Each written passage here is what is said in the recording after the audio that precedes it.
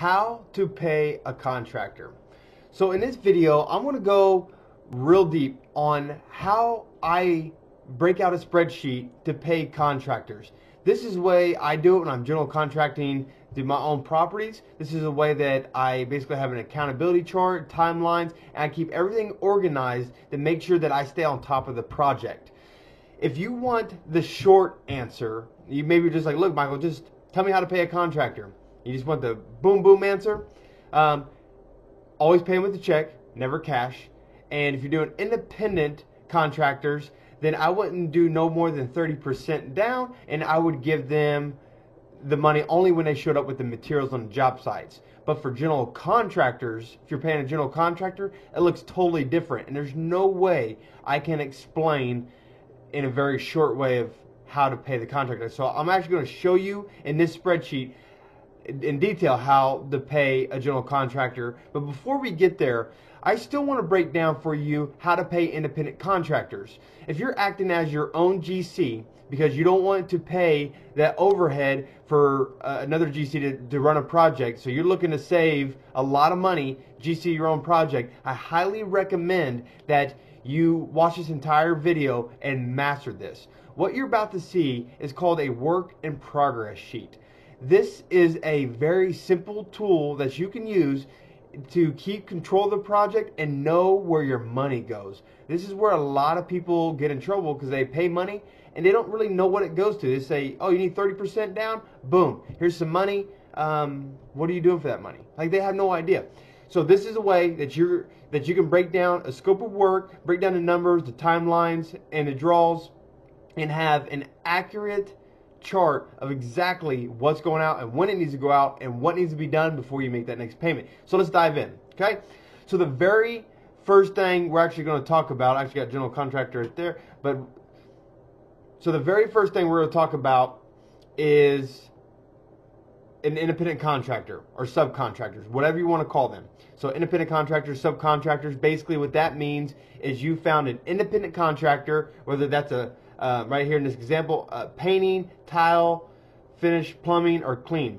So they're independent contractors that you've called and said, I want you to just do painting. I want you to just do tile. That's independent contractors, okay? So we'll talk about general contractors in just a minute. So for this example, I already filled in a lot of this just to save a bunch of time because I want to respect your time and give you a lot of value. But if I am going too fast, just in the comments below, just leave your question. If there's something that is unclear, just write your question below and I will respond to you as quickly as I can and make sure that I get that answered for you. So again, this is really, really, really important stuff. If you're running renovations, honestly, this is a tool that you've got to have in your back pocket. Let's dive in. Okay. So for this example, I'm only doing 4 trades, but obviously if you're doing more, then just keep jotting them all the way down. I mean, as far as they want to go, if you have 20 trades coming in, just list them out individually and make sure you do it in project flow. This is the order that the trades are going to be coming in. So just keep everything nice, neat, and organized. Okay, so this is the way I do everything from my planning phase to the management phase to the closing phase. This is how I run successful projects every time. Okay, so again, this is called a work in progress. So take your eyeballs up here to the top left. So right here we have WIP, work in progress. So I label it that, put a little dash, and then I put, this is the address. Okay, so it's ABC Street. Of course, whatever address you're working at, you're going to jot there.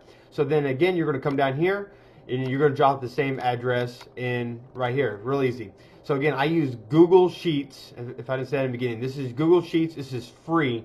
And this is a way that you can keep everything on your drive, keep it organized. You can use it from your phone. I love Google Sheets. Again, it's free. I mean, can't beat free, right? So put the address in. Right here, you got the budget. We're going to say for this project, it's $4,000. And the completion timeline is 40 days. So how I come up with the budget and the timeline is all in the planning phase. And so we just want to make sure, like when you're planning out a project, that you just gather all your notes. So in this video, we're just talking about how to pay a contractor. So we know that the budget's for $4,000 and we know the timeline is 40 days. So we're just going to pretend for easy math, I'm breaking all these out. There's 4 trades, so it's 1,000, 1,000, 1,000, and it equals 4,000. Make sure that this number lines up with this one. And then on your estimated timeline, it's 40 days, 10, 10, 10, 10, and right there you see 40 days. So what you're going to do with independent contractors, remember, this is totally different than general contractors. First thing you're going to do is you're going to give them a draw. I would do no more than 30%, but I prefer to only do that, especially if it's a guy that I'm just building a relationship with. I have them meet me at the job site with the materials, then I give them the check. Now, you might get a little bit of pushback. Maybe you got to give them that money a day before, but again, no more than 30%. So you give them 30% down, and then as the project goes, you're just going to track it right here in the percent column. So when they get about 50%, then you're going to go ahead and give them another 30% draw. When they get to be about 90%, go ahead and kick them this other 30%. You're going to hold back 10%. So you basically hold, so of $1,000, that's $100. You're going to be holding back on draw 4. So once you get to draw 4, this is where you're going to walk the project, make sure everything's good, yada yada. So again, we're getting into the management phase there. So you're going to use this sheet during the management phase, but this is how you pay a contractor and keep track of it. You want to make sure you keep a record on everything. So then when you get down to the last draw, you're going to check if you gave them a lien waiver. So Mr. Contractor, we are done. I have your final check, but I also have a lien waiver. Here's your lien waiver. Get that signed for me. I'll give you your check. So then you put a yes there. So all you're going to do is follow suit all the way down through here. So your tile guy, your plumbing, and your cleaner. And once that's all done, project's done, right? So then you got everything checked off. Everything is 100%, and you got your lien waiver. Boom, you're done. You're ready to move on. So there's actually, before I go a little bit further, there's actually a lot more value that you can use here, because when you're using your timeline, when you're being your own general contractor, you got to be really good at telling your tile guy, like, hey, Mr. Tyler, you're 10 days out. Plumber, you are 30 days out. So then as this project goes, as you're 50% here, that means they're at day 5. You got to tell this guy, hey, you're 5 days out from when I need tile start. So let's get the ball rolling. So then you just use this as a project management tool. But again, for sake of video, we're just going to be talking about is how to pay a contractor. Okay, so let's dive down here, general contractor. This is where the game completely changes. So you ran your own projects. Now you're getting to a point in your business that you want to leverage some of your time. You have a lot of money in the bank, and you're able to take less money on a flip and just have a general contractor come and just take care of everything, so you can go sit on the beach somewhere and watch the waves crash into the rocks, right? So you got your general contractor. I listed out more trades here for this example. So again, we're going to put the property address. We're going to drop down the budget here. And the completion timeline is 100 days. So for easy math, I basically just put down 10 trades and just divide that where it's 1,000, 1,000, 1,000, 1,000, 1,000, all the way down where it's $10,000. Okay? Now I want to show you a quick little trick, because a lot of people will add this up manually. So let's do something. Let's just say, we'll just put total over here. Okay? So what we're going to do, let's put some crazy numbers in here, because honestly, this is what your scope's going to look like.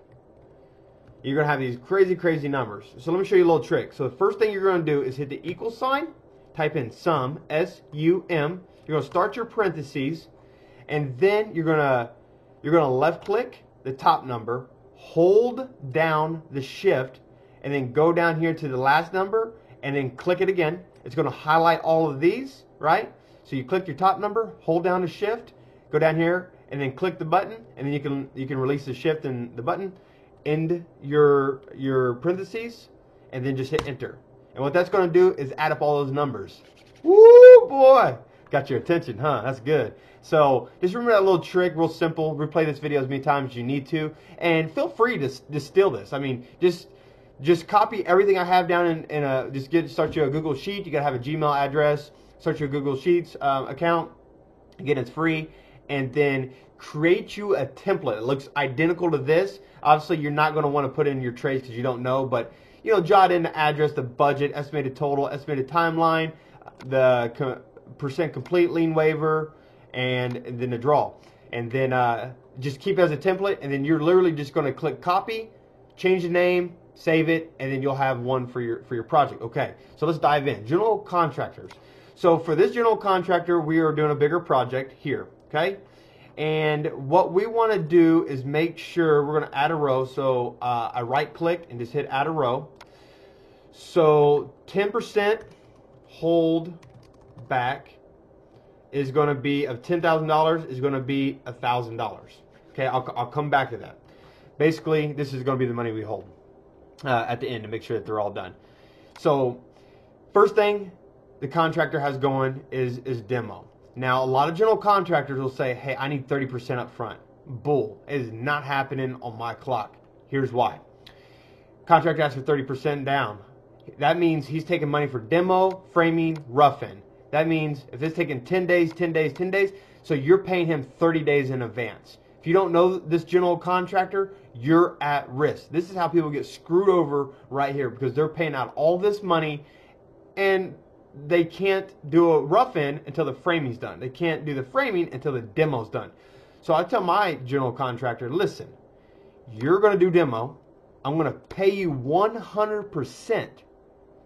This is what's different. You're going to pay 100% of this line item.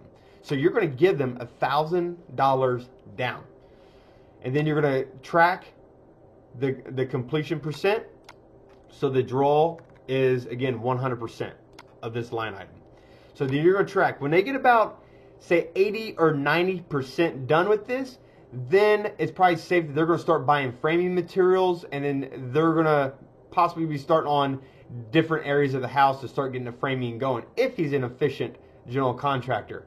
Let me back up a little bit. This, in my opinion, of why you want to run your own projects first, and I'm here to help you. I've ran over 1,000 renovations, and I mean, I've mastered the process of renovations. If you have a process for property acquisition, you must have a process for renovations. And the only way to do this is get mentored through it, master doing your own trades, learn the process. I'll teach you the process. And once you know the process, once you come down here and work with a general contractor, once you know the process and the general contractor's not following the process, you'll notice the red flag and you'll say, dude, it ain't happening. Because if Knucklehead tries to come in, general contractor, and thinks that he's going to tell me he's going to start putting drywall in while he's doing demo, he's out of his mind. It's not happening with me.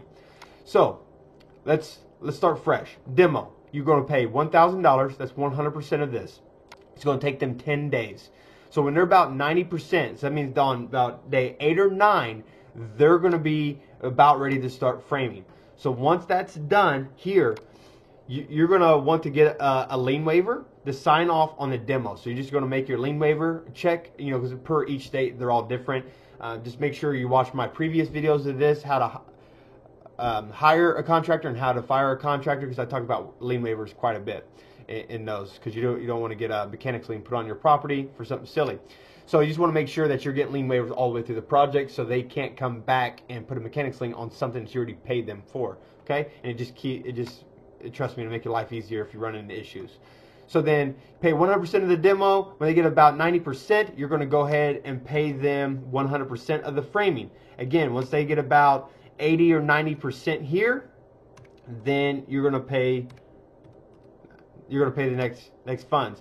So again, this is just a way to keep your contractor accountable and make sure he's on the timeline, because if this goes to day 15, then that means your project is going to start getting delayed. You can see that my math just added up for me. Now we're at 105 days.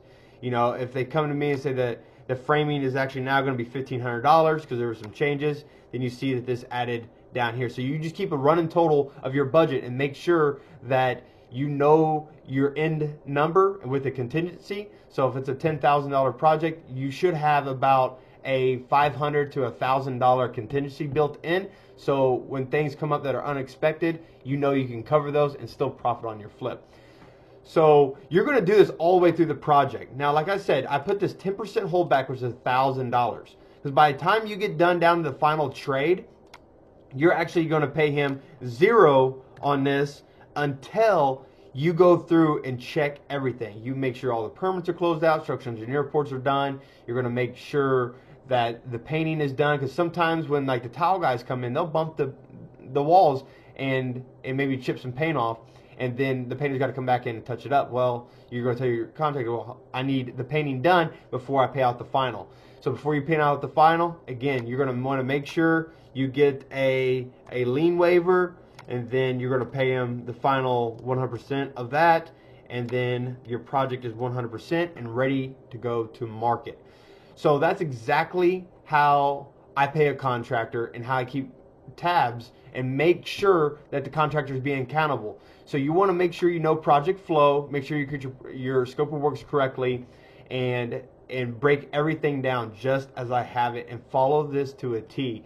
If a contractor comes in and says, absolutely, I'm not doing that. If you can't give me 30% down, I'm not going no further. Well, you have a good case, and tell them like, well, dude, listen, you can't do framing until you do demo, and so forth. If the guy's giving you a hard time, that means he's probably broke and he needs money for his bills.